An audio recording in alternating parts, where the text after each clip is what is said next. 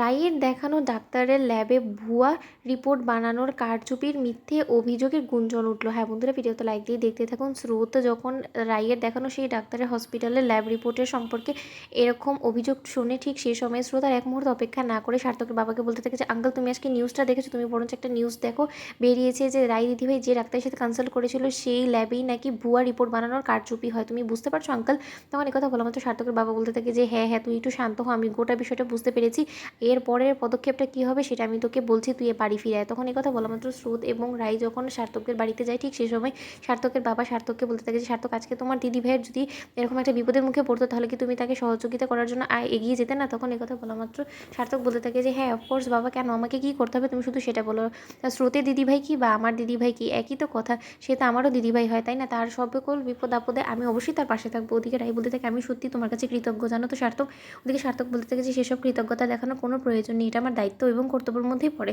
তখন সার্থকের বাবা বলতে থাকে যে সার্থক এবং স্রোত, তোমাদেরকে আজকে রাতের আধারে ওই ল্যাবে ঢুকে তোমাদেরকে রায়ের আসল রিপোর্টটা বের করার চেষ্টা করতে হবে। তোমাদেরকে গিয়ে এটা খুঁজতে হবে যে রায়ের কাছে যে রিপোর্টটা দেওয়া হয়েছিল সেটা কি আদৌ সেটাই সত্য ছিল নাকি সেটাই ভুয়া বানোয়ার ছিল। তখন কথা বলা মাত্র স্রোত বলতে থাকে যে আচ্ছা, আমরা কী করে সেই ল্যাবে ঢুকবো আঙ্কেল, তুমি এসব কী বলছো বলো তো? তখন সার্থক বলতে থাকে বাবা, এটা বেশ রিস্কি হয়ে যাবে, কারণ যদি সিকিউরিটি গার্ডরা আমাদেরকে হাতে নাতে ধরে ফেলে, তুমি বুঝতে পারছো তখন কত বড় একটা হট্টগোল লেগে যেতে পারে। তখন সার্থকের বাবা বলতে থাকে যে রায়কে যদি নির্দোষ প্রমাণ করতে হয় তাহলে আমাদেরকে এই এতটুকু রিস্ক অন্তত নিতে হবে। সার্থক, সব কিছু আমি যতটা সহজ বলে মনে করছো ততটাও সহজ হবে না, এই বিষয়টা আমাদেরকে ম্যানেজ করতে হলে। তখন কথা বলা মাত্র সার্থক এবং স্রোত খুনসুটি করতে করতে সেই ল্যাবের বাইরে গিয়ে রাতের বেলা টর্চ দিয়ে দেখতে থাকে যে সেখানকার গার্ডরা ঠিক কোথায় আছে। ঠিক সে সময় স্রোতকে সার্থক বলতে থাকে যে স্রোত, বড্ড বেশি পাকামো করে তুমি আমার থেকে বেশি চালাকি করার মোটেও চেষ্টা করবে না, কারণ তুমি বুঝতে পারছো তো এখানে কত বড় আমরা বিপদে পড়ে যেতে পারি যদি আমরা একবার ধরা পড়ি। তাই আমাদেরকে তাদের নজর বাঁচিয়ে এই ল্যাবের ভেতরে ঢুকতে হবে। তখন কথা বলা মাত্র স্রোত বলতে থাকে যে এরকম করে কথা না বলে বরঞ্চ কী করে ঢুকবেন সেটার কথা ভাবেন।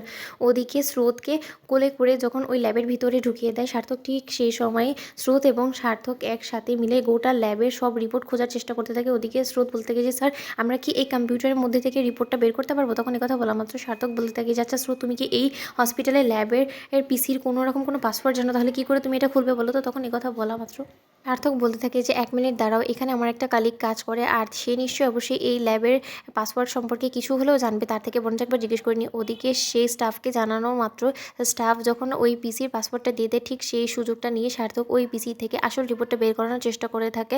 ওদিকে ওই রিপোর্টটা খোলা মাত্রই সার্থক এবং স্রোত রিপোর্ট দেখে চমকে ওঠার বলতে থাকে যে এসব আমরা কি দেখছি? তার মানে সেই রিপোর্টটা যেটা রায়ের কাছে এবং অনির্বাণের কাছে হস্তান্তর করা হয়েছিল সেটা গোটাটাই আসলে ভুয়া বানোয়ার ছিল। এটা ওরা একটা প্রতারণার শিকার হয়েছে আর সেটা ইচ্ছাকৃতভাবে কেউ ঘটিয়েছে, কিন্তু কেউ আসার আগে আমাদেরকে এই রিপোর্টটা বের করে নিতে হবে। তো বন্ধুরা, ভিডিওটি ভালো লাগলে লাইক এবং সাবস্ক্রাইব করতে ভুলো না।